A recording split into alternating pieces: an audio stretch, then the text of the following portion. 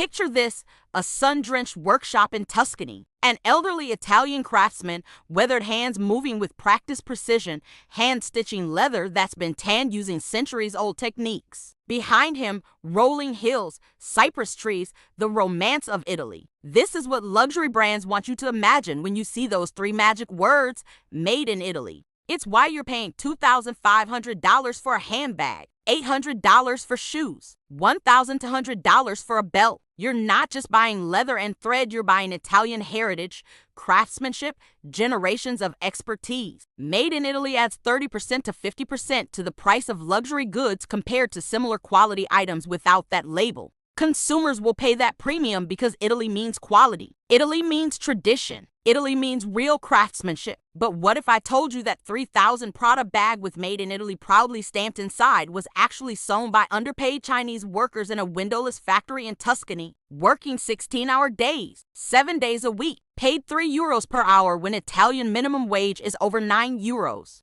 What if I told you that elderly Italian craftsman in the advertisement probably doesn't exist? That the Italian workshop is actually a Chinese-owned factory where workers sleep on the floor between shifts? This isn't about one scandal or one brand. This is about an entire system. A lie so big, so profitable, and so well protected that it's become the foundation of the modern luxury fashion industry. And it all happens in a place you've probably never heard of. A city that's become ground zero for one of the biggest deceptions in modern commerce. Welcome to Prato, where made in Italy means something very different from what you think. Prato is a city of about 195,000 people located in Tuscany, about 17 kilometers from Florence. Historically, it's been a textile hub since the Middle Ages. Italian fabrics, Italian craftsmanship, legitimate Italian textile production. In the 1980s and early 90s, it looked like any other Italian industrial town. Family-owned workshops, skilled Italian workers, generations of textile expertise. Then in the 1990s, something changed. Chinese entrepreneurs began arriving. First dozens, then hundreds, then thousands. They came from Wenzhou, a city in China's Zhejiang province known for its manufacturing expertise. They opened factories, imported workers from China, created an entire parallel economy within Prato. Today, Prato has over 50,000 Chinese residents, more than 25% of the city's population. But these aren't typical immigrants integrating into Italian society. This is an industrial enclave. In the industrial districts of Prato, there are an estimated 3,000 to 4,000 Chinese-owned garment factories. Some estimates go higher. The exact number is unknown because many operate in legal gray areas or completely underground. These aren't the artisan workshops from the advertisements. These are industrial operations. Rows of sewing machines, minimal natural light, workers elbow to elbow. Speed, efficiency, volume. They call it pronto moda, ready fashion. Fast fashion, but for luxury brands. Here's how it works. Chinese entrepreneurs own factories in Italy. They employ Chinese workers, many brought over specifically for this purpose, some documented, many not. These factories produce leather goods, garments, accessories at incredible speed. Then they stamp it made in Italy and sell to luxury brands or directly to the market. But here's where it gets dark. Many of these workers don't just work in the factories. They live in them. Factory raids have discovered workers sleeping on cots between machinery, living spaces carved out of storage areas. Sometimes 10 to 15 people sharing a single room. Cooking, eating, sleeping, working all in the same building. The workers put in 16-hour shifts, 7 days a week. No days off, no overtime pay. They're paid $3-4 per hour, far below Italy's minimum wage of over €9 per hour. Some reports document wages as low as €1.5 per hour. Fire exits blocked. Electrical wiring jerry-rigged and dangerous. No safety equipment.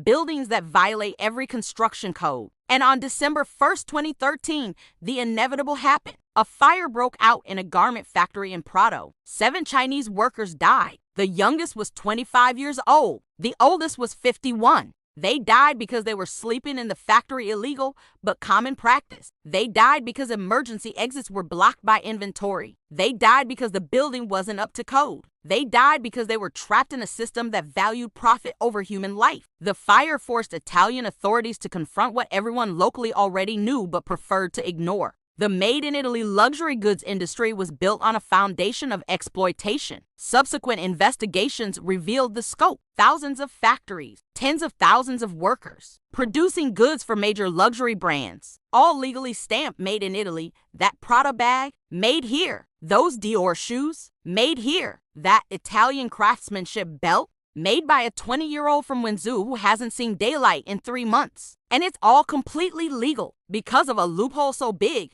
you could drive a truck full of counterfeit craftsmanship right through it. So how is this legal? How can something made by Chinese workers in questionable conditions be legitimately labeled made in Italy? Welcome to the wonderful world of country of origin labeling laws. Under EU regulations, a product can be labeled made in country if it meets one of two criteria. Criterion 1, the product underwent its last substantial transformation in that country. Criterion 2, a minimum percentage of the product's value was added in that country. Now watch how luxury brands exploit these rules. Produce 90% of the item in China. Cut the leather, sew the pieces, create the structure. Then ship it to Italy. In Italy, attach the straps, add the hardware, insert the lining. Stamp it made in Italy. Technically, the last substantial transformation happened in Italy. Legally compliant. Ethically, you decide. Method 2, the Italian factory loophole. Produce the entire item in Italy but in a Chinese-owned factory using Chinese workers under exploitative conditions. It never leaves Italy, so it's definitely made in Italy. The law doesn't care who owns the factory or who works there, just where it's physically located. Method 3, the value-add game. Manufacture the basic item elsewhere: Romania, Bulgaria, Tunisia, Bangladesh. Then ship to Italy for finishing. Add expensive Italian leather trim, Italian-made hardware, Italian packaging. Now the Italian value-add percentage is high enough to claim made in Italy. Real examples documented by investigators. Handbags cut and sewn entirely in China, but the metal clasp and leather strap attached in Italy. Made in Italy, shoes assembled in Tunisia or Romania, but the insole and brand stamp added in Italy. Made in Italy, garments sewn in Bulgaria, but the buttons and label attached in Italy. Made in Italy, then there's the design tax trick. The product is designed in Italy. That's where the creative work happens, the prestigious part. But manufacturing happens wherever it's cheapest. Marketing materials emphasize Italian design, Italian creative direction, Italian vision. They never explicitly say manufactured in Italy, but they show you Italian studios, Italian designers, Italian aesthetics. You fill in the blanks yourself. Notice the language: Italian heritage, crafted in the Italian tradition, inspired by Italian artisans, carefully worded to imply Italian production without legally claiming it. These words are chosen by lawyers. Every advertisement, every product description, every piece of marketing has been vetted to maximize the Italian association while maintaining plausible deniability. So the law allows brands to stamp made in Italy on products that are designed in Italy, made in China, partially made in China, finished in Italy, made entirely by Chinese workers in Chinese-owned Italian factories, made in other countries with Italian components added. The law allows it, but that doesn't make it honest. And it definitely doesn't make it the artisanal Italian craftsmanship you're paying $3,000 for. And when investigators have exposed specific cases, the scandals are shocking. This isn't theoretical. Major luxury brands have been caught, investigated, and exposed. Let's talk specifics. Prada. 2007 Italian authorities raided several factories in Tuscany supplying Prada. What they found was damning. Chinese workers being paid $2-3 per hour, well below minimum wage. Some workers were undocumented. Conditions violated numerous labor and safety laws. These workers were producing bags and accessories marketed as exemplars of Italian craftsmanship. Those bags were selling for €1,500 to €2,500 in Prada boutiques worldwide. The workers making them were paid less per day than the cost of a Prada keychain. Prada expressed concern. They claimed they'd improve monitoring of suppliers. There was public outcry, but ultimately, limited consequences. The system continued. Dior. 2007 The same year, authorities raided a factory supplying Christian Dior. The conditions were even worse. Chinese workers being paid €1.5 per hour, €1.50, to make handbags that would sell for €1,000 or more. Let's do the math. A worker is paid €1.5 per hour. It takes maybe 8 minus 10 hours to complete a bag. That's $12.15 in labor cost. Add materials, leather, hardware, let's say another $30.50. Total production cost, maybe $50.65. That bag sells for €1,200. That's over 2,000% markup. And they're still paying workers starvation wages. Dior's response? We didn't know. We use subcontractors. We can't be responsible for what subcontractors do. And here's where it gets insidious. Luxury brands deliberately structure their supply chains to maintain this plausible deniability. They don't own factories directly. They contract to suppliers. Those suppliers subcontract to other companies. Those companies subcontract again. By the time you reach the actual factory floor where products are made, there are 3 or 4 layers of separation. When violations are discovered, the brand claims ignorance. We had no idea our subcontractor was exploiting workers. They terminate that specific contract, express regret, promise better monitoring. And then they contract with a different supplier who subcontracts to a different company, who uses a different exploitative factory. The system continues, just with different names on the paperwork. Burberry, Armani, and others. Over the years, investigations have implicated Burberry, Giorgio Armani, and numerous other luxury brands in similar practices. The specifics vary, but the pattern is consistent.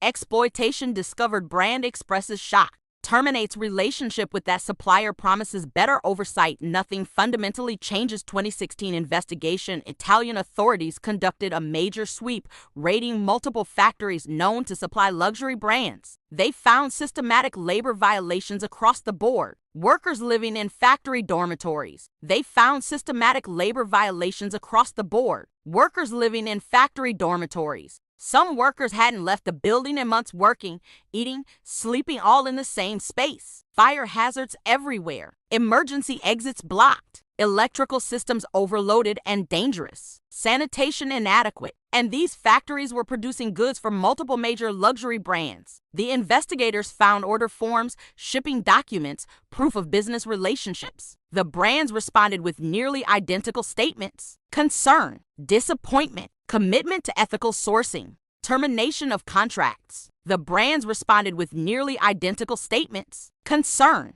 disappointment, commitment to ethical sourcing, termination of contracts. Because the profit margins are absolutely insane. Let's break down the economics of a luxury handbag.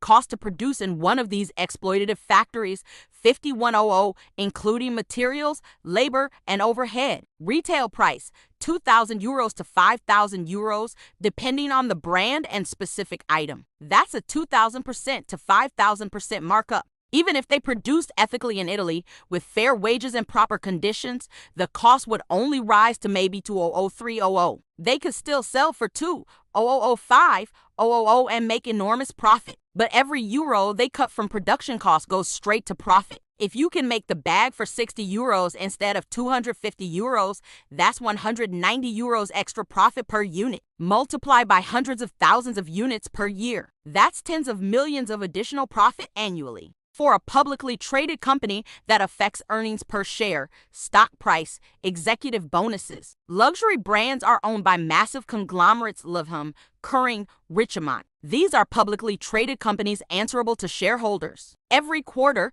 they need to show profit growth. The easiest lever to pull? Cut production costs. Marketing budgets can't shrink. They need those celebrity endorsements and fashion shows. Retail rents are fixed. Distribution costs are what they are. But manufacturing? That can be squeezed, subcontracted out, sent to the cheapest possible supplier. And the human cost? That's not in the quarterly earnings report. Because behind every Made in Italy label sewn by exploited workers, there's a human being with a story, with hopes, with family. Let's call him Ming. That's not his real name. Workers in this system are terrified of being identified, but his story is real, based on documented accounts from investigative journalists who've interviewed Prato factory workers. His life became the factory. Work from AM to PM, quick meal, sleep, repeat. Sometimes he wouldn't leave the building for weeks at a time. He sold bags for major luxury brands, bags that would sell for $2,003.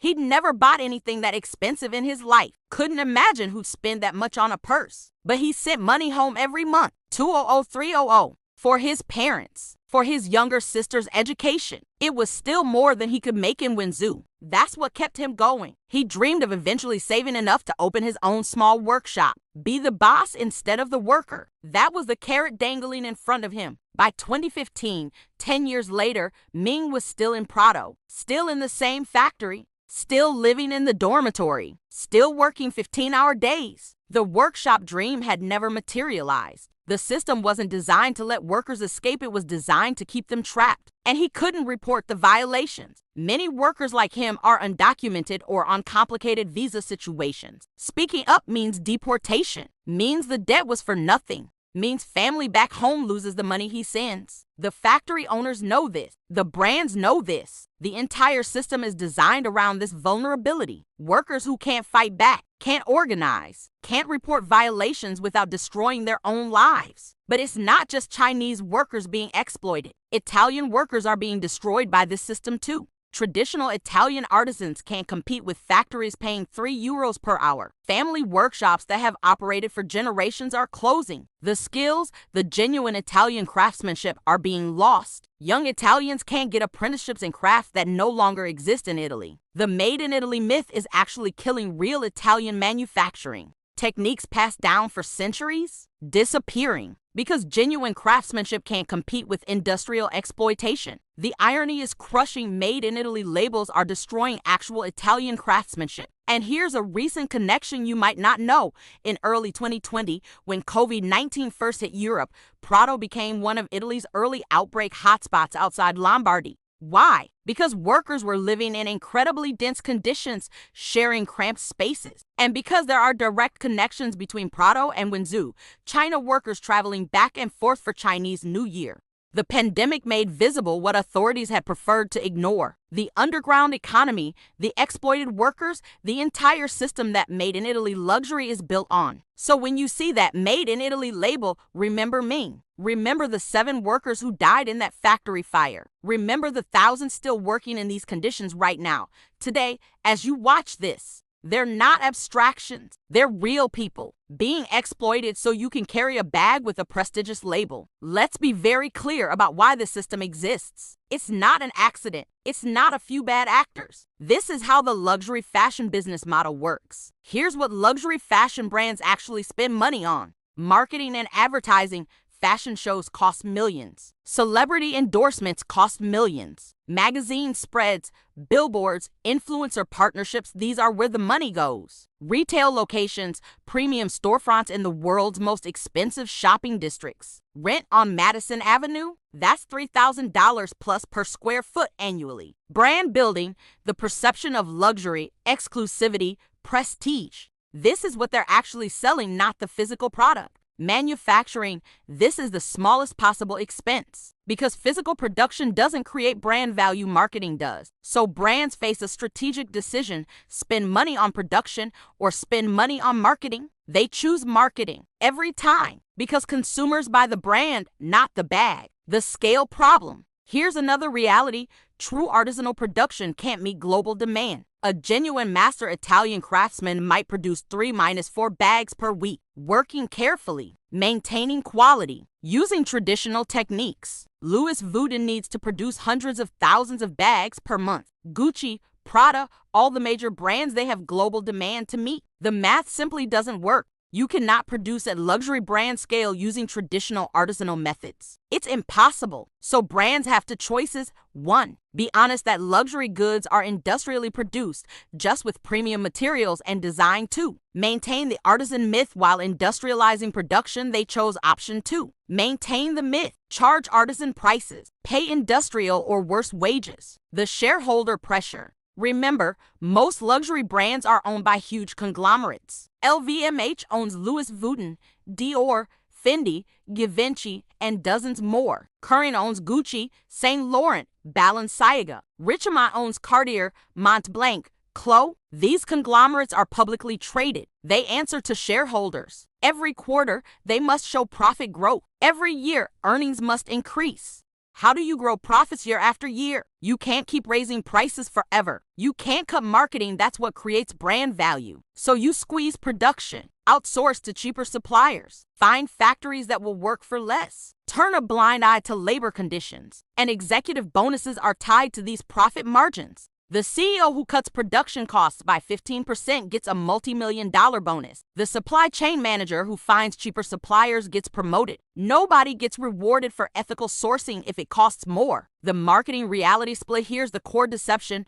Brands spend millions crafting a narrative of Italian artisanship. They show you romantic workshops, skilled craftsmen, heritage, tradition. Because consumers pay premium prices for that narrative. The story is what justifies the $3,000 bag. But the actual production? Industrial, exploitative, nothing remotely resembling the marketing. The marketing creates value. The manufacturing is just a necessary expense to minimize. Why they get away with it? They get away with it because of information asymmetry. Consumers don't know, can't know really. The supply chains are deliberately opaque. And even when scandals break, even when investigations expose the truth, people still buy. Brand loyalty, aspiration, status signaling, these are more powerful than ethical concerns for most consumers. The legal loopholes protect them. Made in Italy is technically true, even if morally misleading. The uncomfortable truth. Made in Italy has become a marketing fiction that brands deliberately exploit for maximum profit. It's not an accident. It's not ignorance. It's a calculated strategy that prioritizes shareholder returns over worker welfare, marketing over manufacturing, image over integrity. Which raises the obvious question, is anything genuinely made in Italy anymore? Let's be honest about the current state of Italian luxury manufacturing. It's a spectrum. The worst offenders, some brands produce significant portions in China or elsewhere, do minimal finishing in Italy, and maximize the made in Italy marketing. They exploit every loophole available. The middle ground. Many brands have some genuine Italian production, maybe certain lines or certain products, but also outsource heavily through complex subcontracting chains. It's murky. Even they probably don't know exactly where everything comes from. The best in class, a few brands genuinely produce in Italy with fair labor practices. Usually smaller luxury houses or ultra-luxury tier brands that can't afford the reputation risk. Some examples often cited as better, Bottega Veneta has been noted for more Italian production, though even they use some outsourcing. Loro Piana, owned by LVMH, has more vertically integrated production and controls their supply chain more carefully. Smaller brands like Valextra M-tier London with Italian production and others focusing on genuine craftsmanship. But even these better brands may use some outsourced components or materials. A truly 100% Italian product is rare. The vertical integration solution, the most reliable indicator, is vertical integration. Brands that own their factories directly can control conditions and quality. Hermes, for instance, owns many of their production facilities. They're not perfect, but they have more control and transparency. But this is expensive. It requires massive capital investment. Most brands prefer the flexibility and cost savings of subcontracting. How to tell as a consumer? Here's the frustrating part. You basically can't tell. The Made in Italy label tells you virtually nothing about actual production conditions or ethics. Higher price doesn't guarantee ethical production. Sometimes the most expensive brands are the worst offenders because they have the highest profit margins to protect. Brand reputation isn't reliable. As we've seen, prestigious brands with centuries of heritage have been caught using exploitative labor. If the marketing shows you artisan workshops and Italian craftsmen, there's a good chance that's not how your specific product was made. Without personally investigating supply chains, which requires resources, access, and expertise most consumers don't have, you simply cannot know. And this opacity is deliberate. Brands have designed their supply chains to be complex and untraceable specifically so consumers can't hold them accountable. There are some certifications and transparency initiatives emerging: B Corp certification, supply chain disclosure requirements in some jurisdictions, but luxury fashion has largely avoided meaningful transparency. The reality, when you buy luxury goods, you're buying on trust. Trust that Made in Italy means what you think it means. Trust that your $3,000 is paying for craftsmanship and fair labor. And as we've seen, that trust is often misplaced. Let's zoom out, because this isn't just an Italian problem. It's a luxury industry problem, a global capitalism problem. Made in France. France has similar issues, though perhaps less extreme. Hermès is generally better, but many French brands use the same outsourcing and subcontracting strategies. Swiss watches often use components manufactured elsewhere, assembled in Switzerland. The Swiss-made label requires only 60% of production value in Switzerland, which can be achieved by using expensive Swiss labor for assembly while importing cheaper parts. The reality is that modern luxury is produced through global supply chains. Components from China, assembly in Eastern Europe, finishing in Italy, distribution from France. The neat national labels are marketing fictions. The transformation of luxury used to mean local craftsmanship. A Paris couturier employing Parisian seamstresses. A Florentine leather workshop employing Florentine artisans. The product came from the place. Now luxury means global supply chains with strategic local finishing for branding purposes. The country labels are marketing, not meaningful indicators of origin. Luxury has shifted from being about the craft to being about the brand. You're not paying for how it's made, you're paying for the logo, the status, the association. The ethical question: so what do we do with this information? Should we care? Are we complicit if we buy these products knowing workers are exploited? Is ignorance an excuse?